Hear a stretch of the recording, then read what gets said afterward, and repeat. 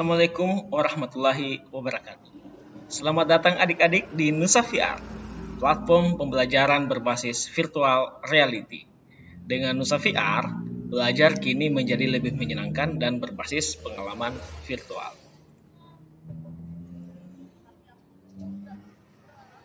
Adik-adik, hari ini kita berada di Fort Rotterdam, benteng yang terletak di pinggir pantai sebelah barat kota Makassar. Ini adalah benteng peninggalan kerajaan Guatalo yang kemudian dikuasai VOC selama 2 abad lamanya. Cukup lama ya. Tapi kita ke atas itu sebentar nih.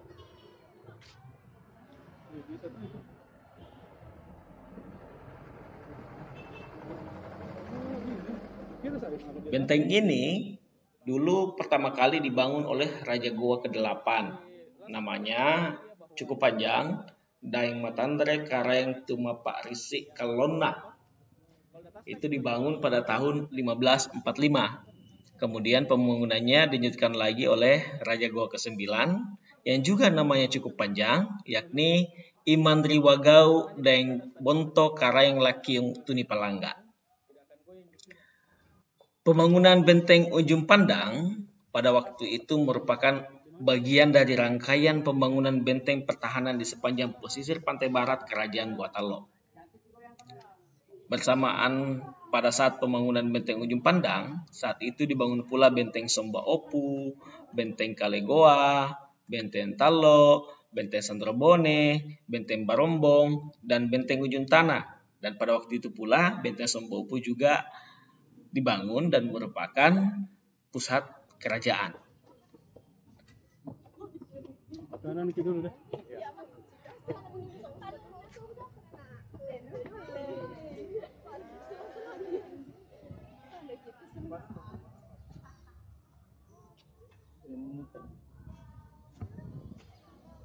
Warga lama-lama masa di Makassar baru sampai kan naik di sini masa iya sekolah sampai depan ya pernah aja.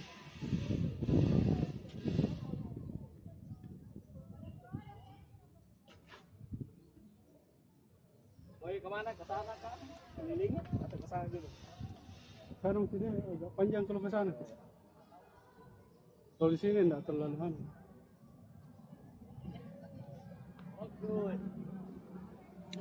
Konstruksi benteng Ujung Pandang ketika pertama kali dibangun itu hanya berupa gundukan tanah. Kemudian pada tahun 1550, Raja Goa ke-9, Karang Lakiung Tunipalangga, itu mengubah struktur benteng yang tadinya hanya berupa gundukan tanah, diperkuat dengan dinding bata.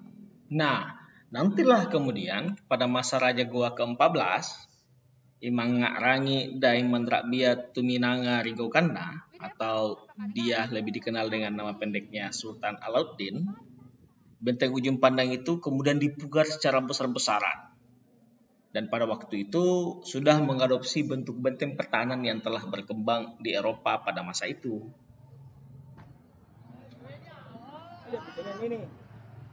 Iya deh, tapi betul kayak itu bilang anunya, anu putih telur? Zaman dulu ya. Begitu deh. Itu putih telur sama kapur. Kayaknya ini masih asli nih Pak De. Mestinya saya nggak tahu karena ini kan sudah dipugar sebenarnya di benteng. Oh iya. Ketika dia ditemukan dulu, siap, ini tempat ada tapi jadi saat di sini makan. Jadi reruntuhan aja. Tahu aja benteng Sombo tuh. Oh jadi ini kayak Mulai benteng Sombo dulu, kampung itu kan Anda tahu bilang ada di benteng. Perkuatan dinding dilakukan pada tanggal 9 Agustus 1639 dan sampai setahun berikutnya rakyat Sombo Opu dikerahkan secara berbondong-bondong untuk membuat dinding lapis kedua pada benteng Ujung Pandang. Waktu itu konstruksi benteng diperkuat dengan batu padas yang bersumber dari pergunan kars yang ada di daerah Maros. Bersamaan dengan masa pemugaran benteng-benteng milik kerajaan Guatalo, pada masa pemerintahan Sultan Alauddin juga dibangun benteng Panakukang, benteng Garasi, benteng Galesong, dan juga benteng Anak Goa.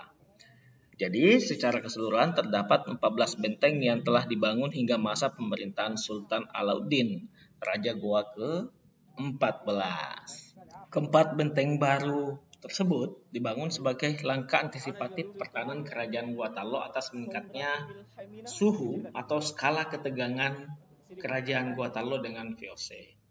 VOC bermaksud menguasai perdagangan di Pelabuhan Makassar dan tidak menginginkan adanya pedagang dari negara lain di Bandar Makassar pada waktu Iya dia ini Pak bata merah benda pakai nih. Ya. Iya semen. Atau kalau yang ini apakah semen semua ataukah di atasnya Ji? Jika dilihat dari atas, Aku siara semua. benteng ujung pandang ini bentuknya seperti seekor penyu yang hendak merangkak turun ke lautan. Dari segi bentuknya memang sangat jelas ada filosofi kerajaan Goa di situ bahwa penyu dapat hidup di darat maupun di laut. Nah, meskipun nama asli benteng ini adalah benteng ujung pandang, tapi biasanya orang Goa Talo pada waktu itu, atau lebih tepatnya orang Makassar, menyebut benteng ini dengan nama Benteng Panyua atau Benteng Penyu. Karena memang dulu benteng ini merupakan markas pasukan katak kerajaan Goa Talo. Benteng ujung pandang itu pernah mengalami kerusakan fatal akibat serbuan VOC di bawah pimpinan Cornelis Janszoon Spilman antara tahun 1655 sampai 1669 atau lebih tepatnya pada saat Perang Makassar. Nah, kala itu kerajaan Goa Talo itu dipimpin oleh Raja ke-16 Imalambasi Dematawang Muhammad Bakir Karengbonto Mangape Tuminanga Ribala Pangkatna. Wah, panjang sekali ya namanya. Tapi sebenarnya kita lebih mengenalnya dengan nama yang sangat pendek yakni Sultan Hasanuddin.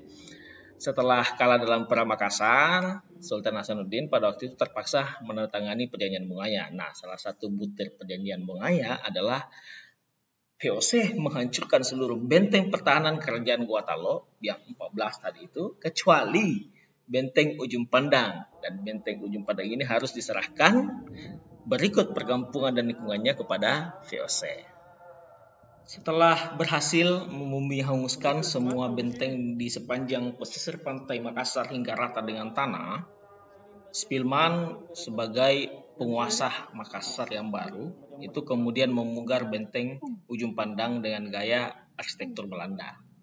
Kemudian mengganti nama benteng menjadi Fort Rotterdam. Spilman sengaja memilih nama Rotterdam untuk mengenang daerah kelahirannya di Belanda, yakni kota Rotterdam. Benteng ujung pandang sengaja dipilih Spilman untuk dipertahankan karena keadaan alam dan letaknya yang strategis.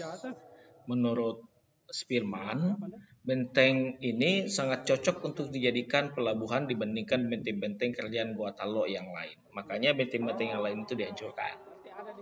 Nah, setelah jatuh ke tangan VOC, sejak saat itu benteng ujung pandang yang sekarang sudah berubah nama menjadi Fort Rotterdam itu menjadi pusat kekuasaan kolonial VOC Belanda di Pulau Sulawesi.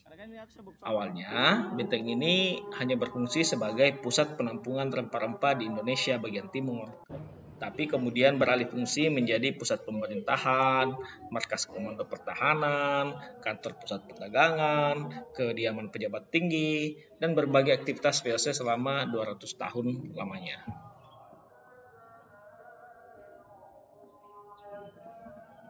Fort Rotterdam itu awalnya memiliki 6 bastion sebenarnya. 6 bastion ini dikelilingi oleh benteng setinggi 7 meter dan ada parit sedalam 2 meter. Tetapi ya saat ini sisa 5 bastion yang bisa dilihat. Di antaranya itu ada Bastion Bone yang terletak di sebelah barat, kemudian Bastion Bacan yang ada di sudut barat daya, kemudian Bastion Buton yang terletak di sudut barat laut, kemudian Bastion Mandarsyah yang terletak di sudut timur laut, dan ada Bastion Amboina yang terletak di sudut utara. Sementara ya bastion yang sudah tidak terlihat lagi itu sebenarnya bernama Bastion Ravelin, tapi ya sudah tidak ada jejaknya sampai hari ini. Di dalam kompleks Fort Rotterdam sendiri itu sebenarnya berdiri sejumlah bangunan bergaya kolonial. Di antaranya ada gedung, ada pintu gerbang, ada sumur kuno, ada parit, dan juga ada tembok yang mengelilingi bangunan-bangunan yang di dalam. Nah, di dalam benteng ini ada 13 bangunan dan ada 11 diantaranya itu masih merupakan bangunan asli dari abad ke-17 sebenarnya. Sedangkan 2 lainnya itu didirikan nanti pada masa pendudukan Jepang. Kompleks di sisi utara adalah bangunan-bangunan tertua dari tahun 1686. Di antaranya itu ada kediaman gubernur, ada kediaman saudagar senior, ada kediaman kapten, dan ada juga kediaman sekretaris, dan ya beberapa bangunan penyimpanan senjata di sana. Kediaman gubernur yang dijuluki sebagai rumah Spilman itu sekarang menjadi bagian dari Museum Lagaligo. Sedangkan bangunan di sisi selatan yang dulunya merupakan tempat penyimpanan senjata sekarang juga sudah menjadi museum. Nah, di barak yang berada di sayap timur itu sekarang menjadi perpustakaan kecil yang menampilkan buku-buku Belanda kuno, log kapal Kapten VOC, manuskrip Lontar kuno, dan masih banyak yang lain. Sementara lantai dasar bangunan yang terletak di sudut tenggara benteng, tepatnya di Bastion Bacan, itu dulunya adalah penjara. Nah, di sini Pangeran Diponegoro juga pernah dipenjara, mulai dari tahun 1833 sampai kemudian beliau wafat pada 8 Januari 1855 di usia 70 tahun. Fort Rotterdam itu juga pernah digunakan sebagai kamp tawanan perang Jepang selama Perang Dunia Kedua. Jadi pada masa pendudukan Jepang, selain jadi kamp tawanan perang, benteng ini juga pernah digunakan sebagai pusat penelitian ilmu pengetahuan dan bahasa oleh Jepang. Nantilah kemudian pada tahun 1945 sampai 1949, tepatnya pada saat Indonesia merdeka dan Belanda kemudian melakukan agresi militer yang pertama, benteng Fort Rotterdam itu kembali beralih fungsi menjadi pusat kegiatan pertahanan pemerintahan Belanda dalam menghadapi pejuang-pejuang kemerdekaan Indonesia. Kemudian barulah pada tahun 1970-an setelah benteng ini kemudian ditinggalkan dan tidak lagi diperhatikan, barulah ia kemudian dipugar secara ekstensif dan sekarang menjadi pusat budaya, pendidikan, tempat acara musik dan tari, tempat wisata bersejarah, dan juga menjadi salah satu museum provinsi Sulawesi Selatan yang bernama Museum Lagaligo. Demikian saya kira hari ini tur kita di Fort Rotterdam. Saya harap adik-adik bisa memperoleh banyak pembelajaran pada siang hari ini dan semoga sukses selalu, tetap menjaga kesehatan. Assalamualaikum warahmatullahi wabarakatuh.